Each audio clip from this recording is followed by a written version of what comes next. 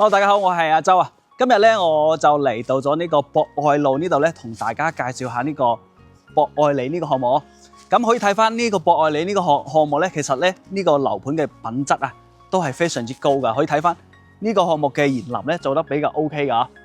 咁同埋咧呢度啊，仲有香港嘅明星啊，嗰個視帝啊，黎耀祥啊，喺呢度都買咗一層嘅大平層單位哦。咁咧同埋咧呢個樓盤啊，年前嘅價錢咧係賣到咗13400嘅，咁而家咧開發商大劈價啊，10000幾百就有成交啦。咁除咗呢個優勢之外咧，但係呢個項目咧都有好多嘅一個不足嚇。咁咧因為呢個項目係其實挨住博愛7路嘅，咁咧佢嘅噪音咧相對會大翻少少，同埋咧呢個位置咧隔離仲有工廠，同埋咧佢呢邊仲有塊空地嘅。咁日後咧都會起埋樓，可能景觀都可能會冇晒啦。但點解而家咁多人推4代住宅咧？咁我點解會同大家介紹翻呢個項目咧？咁就係4代住宅，雖然話而家實用率咧做得比較 OK 有啲去到120%、130%，甚至咧有開發商講到140%咁咧。點解我又會講翻呢個樓盤？因為呢個樓盤性價比高，4代住宅雖然話好，但係價錢啊真係貴啊，比呢個同埋咧咁樣個品質又係現樓添，係咪？你4代住宅閒閒地，你周邊配套冇咁完善，係咪先？未咁快成熟，同埋咧收樓都比較耐啲。咁而家呢邊係現樓賣緊咧就係7棟啦，清盤啦咁早期咧係賣緊13400噶咁而家呢10000幾百就有成交啦。咁而家賣嘅7棟咧就係169，總價咧就175萬左右就可以有成交啦。咁212平方嘅咧就220萬左右咧就有成交啦。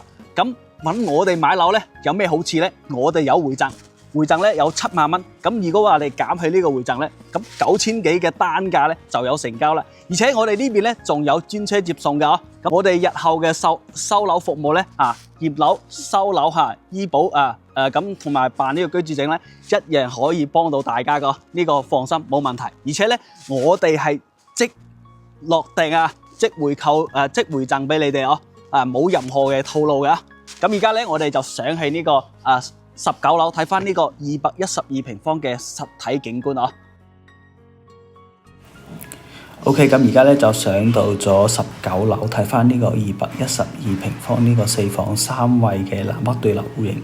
咁我哋出到陽台睇翻呢個景觀都比較唔錯嘅，比較開揚，通風採光都比較唔錯咁咧佢呢個陽台個長度都達到咗7米嘅，比較闊落。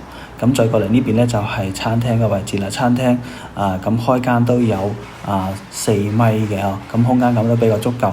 咁再過嚟呢邊咧就有一個生活露台，生活露台咧可以擺翻個洗衣機咁再過嚟呢邊咧就有一個廚房啦。咁廚房咧對於呢個積數嚟講咧就稍微細咗啲啲咁再過嚟睇翻其他嘅一啲房嘅空間咁再過嚟呢邊咧就係一個客房。咁呢個客房咧係睇翻小區內園嘅咁呢個房咧就係睇翻外景嘅。咁呢個咧可以睇到五桂山山脈啦，同埋咧可以直接出到陽台呢邊都係朝南向嘅呢邊呢間房。咁我哋再睇翻另外2間房咁呢個咧都係一個次臥嚟嘅，但係咧佢都係帶翻呢個陶瓷咁就比較適合長輩房住都 OK 咁呢個朝向咧就朝北邊咁睇翻小區嘅內園嘅咁我哋再接落咧睇翻最後嗰個主人房。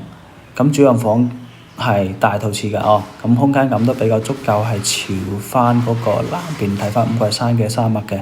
咁好啦，對於呢個屋苑感興趣嘅朋友咧，可以聯繫我哋睇樓，我哋有專車接送咁此期節目咧就到呢度，See you。